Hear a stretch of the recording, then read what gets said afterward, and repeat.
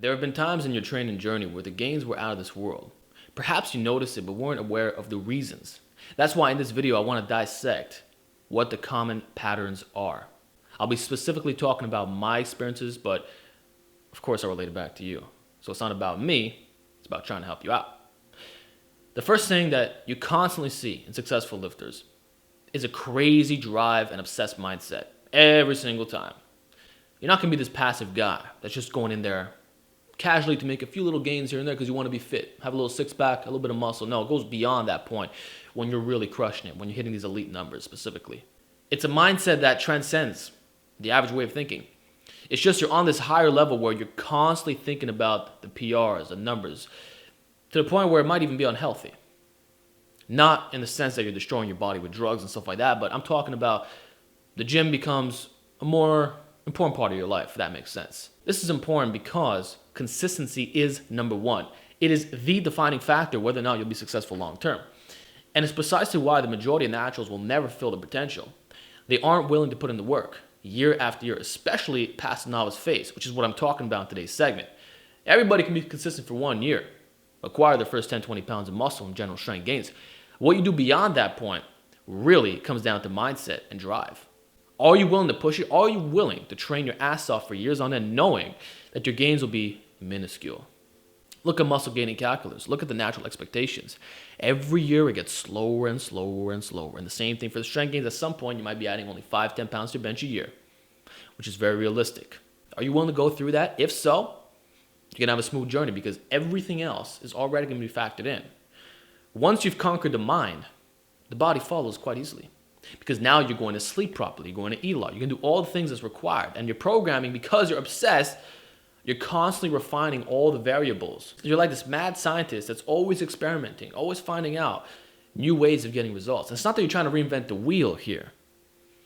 It's about combining the secondhand knowledge with the firsthand experience to create something that's really great. So what I'm saying is you have to be obsessed. Maybe not to the point where you're psychotic and all you think about is a gym and you don't have a life beyond that point. I'm not suggesting that, guys. But you have to look beyond the general fitness aspect of things. That's what I noticed in my life. Whenever I'm constantly thinking about a goal, it's like everything's the best. And I found that changing up my objectives has been helpful in this regard, as well as specialization. So when I go through these little phases, like, oh, I'm going to do pull-ups for a year straight and get strong at them. Crazy gains are made because now I can direct all my attention to it. I'm not thinking about the rows and stuff like that, even though I include them for a different type of thing. Or like, hey, I'm going to do a full-on overhead press specialization. Now I don't have to worry about the bench, although I can technically mix them at the same time. So it's the same for you. Know what you want. Make sure it's of your own goal and pursue the fucking shit out of it, even if it takes years to achieve. If you're actually in this game long-term and you have the drive, you're going to make crazy gains all the time. And that's what I noticed. The moment you lose that fucking fire, bro, you start settling for less. And if you're settling, you're not maximizing your gains, are you? So start with that. The second thing beyond the mindset aspect is the surplus and the sleep. I've noticed this every single time. Whenever I try to stay as lean as I possibly can, or at least recomp to my full capacity, the gains are a bit slower. I might experience a little bit more plateaus, and things just aren't as smooth. Of course, I'll make great gains, but it's not the same rate. I've noticed that when I'm in a surplus, and I'm not talking about massive or dirty bulking, but just consistent every single day, constantly being a surplus. Not trying to alternate and do all this manipulation. No, just a simple freaking surplus. You eat clean, and then you sleep appropriately, right? Specifically without an alarm clock, although I know everybody can't do that. But I'm just saying, surplus plus adequate sleep, it changes the whole game, bro. And I'm telling you that the guys who struggle the most are the ones that are constantly trying to be shredded, constantly trying to maintain maybe an unrealistic state. Or not unrealistic, but something that's like, it's hard. It's hard to maximize your gains when you're so lean all the time. And you refuse to be in a freaking surplus. I'm telling you it makes a difference, bro. And when I analyze the time frames, it's like, bear mode is when I made the best gains of my life. It was just unbelievable because recovery was never a problem. And it makes you accountable in the training aspect of things. See my video, Why Bulkers Succeed. There's a very good reason why guys are perma-bulkers. Because it works. Now you don't have to do that. You can still be lean year-round. I'm showing you how to do this all the time. There's ways. But lean bulking is the answer from what I've seen. Okay. Over the years, I came to that conclusion. Lean bulking is optimal. You can still make gains with recon and strategy and all that. It's great. It's fantastic. You'll still do it. But it's not as effective as a consistent surplus. And the sleep, it's like your number one supplement. What can I say? If you go from 6 hours to 9 hours a night, you'll notice a performance difference. Yes, you will. And your mind's going to be sharper as well. And it's just, it makes everything superior. Because you are breaking your body down, and you'll notice that as you get more advanced, the workouts do take a toll on you, okay? So it's obvious what I'm telling you. Sleep, eat, train, have a drive to go with it, but it works. Now, I want to talk about some specific things related to programming, okay? The first thing I've noticed, as someone who uses concurrent periodization and maximized programming in general, is that the more minimalist I choose to train, the more fucked up my recovery is and the slower the gains are, straight up. I found that you have to mix up the variables, bro. Simple as that. Minimalism just, it plateaus. Now, you don't have to do crazy freaking changes, but you got to mix it up. And in my experience, that has been rotating the max effort exercises, for one.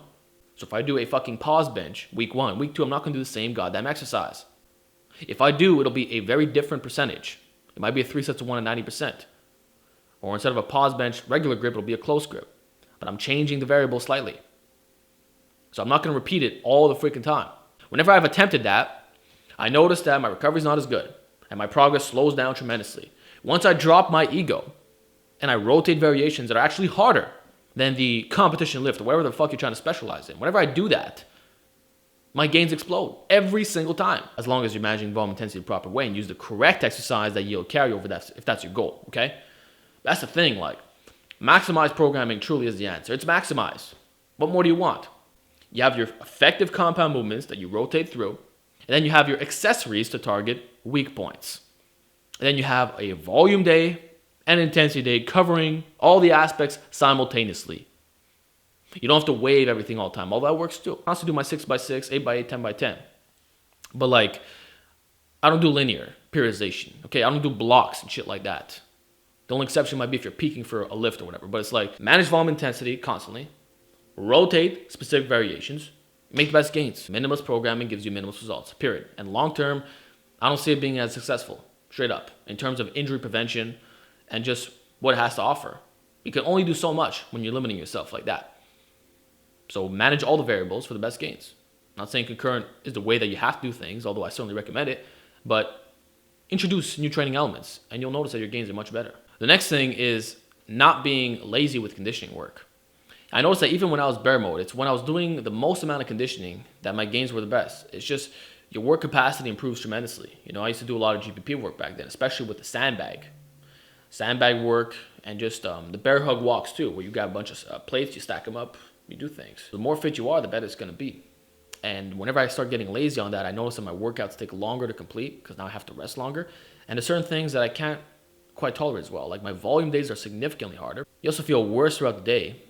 And you're limited in the strength training options. Like the drop sets, you're going to be limited by your cardio. Supersets, same thing. Giant sets. It's just you notice an overall drop in your fitness, and that limits your options here. And especially for calisthenics. If you want to talk about making bodyweight training very difficult, just stop doing conditioning work altogether. And then high rep that, you're going to see how out of breath you are and how out of shape you become. So the way that I see it, regardless of your body fat goals, whether you want to be lean or bulky, you must consistently do cardio year round. It's non-negotiable. It must be done, period, end discussion. And for me, that's jogging, rebounding, some jump rope, and then, you know, some boxing rounds here and there. But I do less of that these days, more so the running outside. And the final pattern I've noticed is that when you combine calisthenics and weight training, the gains are just out of this world. I can't even describe it, man. I think that every single lifter should strive to include both. And master both would be amazing as well, because there's nothing but benefits. It can only help you in terms of injury prevention, maximizing the system itself, enhancing general strength, and just getting you jacked as hell. You cannot go wrong. And for me, that's specifically been the mixing of weighted pull-ups and weighted dips into the strength training program. And a lot of freaking push-ups for volume. For the back, pull-ups are my go-to exercise, weighted. And then I'll do some rows for volume, but it's not really that heavy.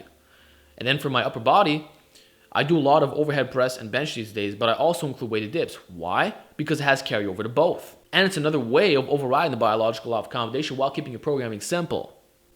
You see, when you're rotating the variations, it doesn't have to be complicated, like I'm always telling you guys. This was the greatest misconception that I was seeing back in the day. People thought that you had to do these crazy fucking exercises. Sure, you could do that, but it's like you can keep it more simple if you choose to, and weighted calisthenics is that method. because you got weighted dips and all the variations that entails. See my video on weighted dip variations, and there's a part 2 coming out. And it's like, and then you have your overhead press variations, the bench variations, your weighted push-up variations. You mix all that in, you're covering all the movement patterns, right? Horizontal and vertical. But it's different. You've modified the strength curve. It's so much easier to make strength gains. Bro, I'm telling you, every fucking time that I get crazy gains is when I mix in both weighted calisthenics and weight training, or just calisthenics, period. The calisthenics as well can be done for GPP, just high repetitions as a whole, and grease in the groove. Bro, get on grease in the groove. High frequency push-ups and pull-ups. See my video I made on it, okay? Every single day, just rep it out. I don't do a lot of that these days, but I'm telling you, whenever I do, the gains are out of this world. So overall, what I'm saying is that training is more diverse than many would realize. And it's good not to box yourself. Like, oh, I'm a bodybuilder. Oh, I'm a powerlifter. Oh, I'm this, I'm that. Fuck the labels. Do what works. But yeah, besides that, those are the common patterns that I see. Whenever I made the best gains in my life, it's always this, every single time.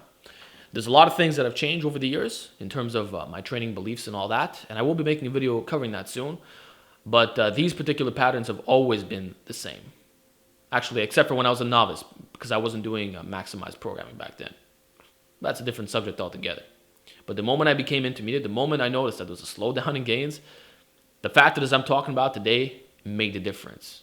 Like, these are the factors that will change your life in the lifting game. So I hope it helps you out, bro.